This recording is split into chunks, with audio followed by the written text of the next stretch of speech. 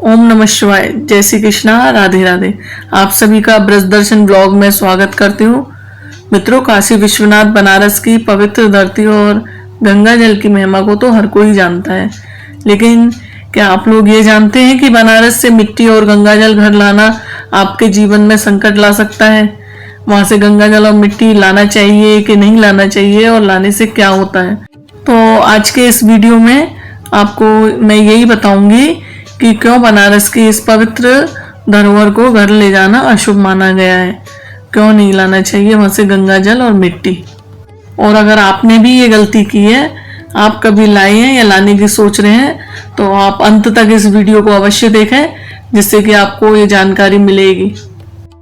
दोस्तों, पौराणिक मान्यताओं के कारण बाबा भोलेनाथ शिव जी की नगरी बनारस यानी काशी से गंगा जल और गीली मिट्टी अपने घर ले जाना वर्जित है।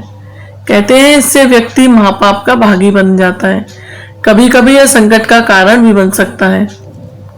वाराणसी को मोक्ष का द्वार और मोक्ष नगरी भी कहा जाता है। काशी शहर का एक प्राचीन नाम है। पौराणिक मान्यताओं के अनुसार इस नगर की स्थापना स्वयं भगवान शिव जी ने की थी। कहते हैं यह दुनिया का एक प्राचीनतम शहर है। देवादिदेव महादेव शंकर के त्रिशूल की नोक पर टिका हुआ है।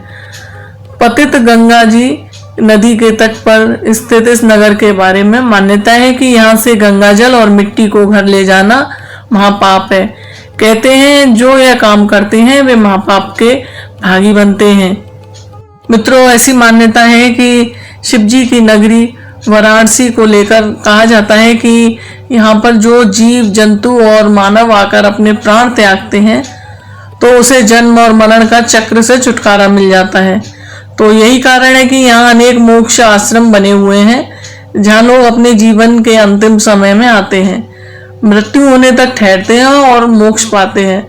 सनातन धर्म में मान्यता है कि किसी व्यक्ति या जीव को काशी आने के लिए प्रेरित करने से व्यक्ति को पुण्य की प्राप्ति होती है। वहीं से इस नगर से किसी जीव को अलग करने वाले व्यक्ति को पाप भी भोगना पड़ता है। मान्यता यह भी है कि केवल बनारस या काशी को छोड़कर पवित्र गंगा जल को किसी भी स्थान ले के जैसे जाया जा सकता है। जो व्यक्ति काशी से गंगा जल ले जाते हैं वे जल के साथ जल में समाहित जीवों को भी घर ले जाते हैं। कहते हैं किसी को भी काशी से अलग करने से उस जीव की मृत्यु और पुनर्जन्म का चक्र बाधित होता है, जिसका वह अधिकारी है। काशी के जीव मात्र को उनके मोक्ष के इस अधिकार से वंचित करना महापाप माना गया है। यही नियम संपूर्ण बनारस की मिट्टी, विशेषकर गंगा जल की गीली मिट्टी पर लागू होता है। गंगा जल की गीली मिट्टी में भी हजारों लाखों कीटाणुओं में उपस्थित रहती हैं। काशी से गंगा जल ना लेने के पीछे का कारण यह भी है कि काशी में किसी का दाह संस्कार किया जाता है तो उसकी राख को गंगा जी में विसर्जित किया जाता है।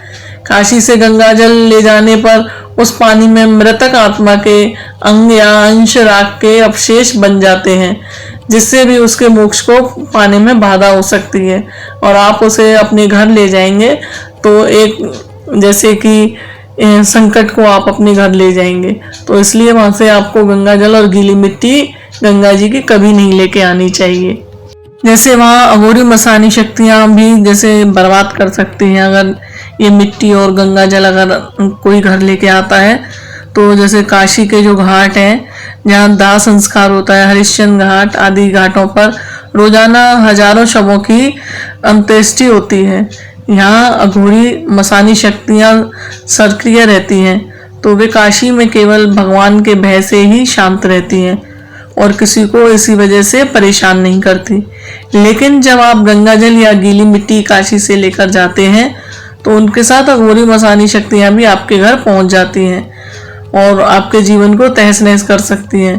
तो इसलिए इन चीज़ों से बचना चाहिए। गंगा जल आप और पवित्र जगहों से, आप और भी जगहों से, हरिद्वार से या कहीं से भी ला सकते हैं, लेकिन काशी नगरी से, वहाँ से बनारस से कभी भी गंगा जल या वहाँ की गीली मिट्टी अपने घर नहीं लेके आना चाहिए।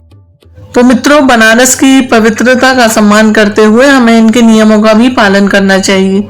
यहाँ से मिट्टी और गंगा जल को घर ले जाना जितना पवित्र लगता है उतना ही हमारे जीवन में संकट ला सकता है। इस जानकारी को ध्यान में रखते हुए अपनी यात्रा को सफल बनाएं। धन्यवाद। और मुझसे जुड़े रहें और ब्रज दर्शन व्लॉग चैनल को सब्सक्राइब करें और इस वीडियो को जितना हो सके ज़्यादा से ज़्यादा शेयर करें। मिलते हैं फिर एक और नई वीडियो के साथ। तब तक के लिए हर हर महादेव।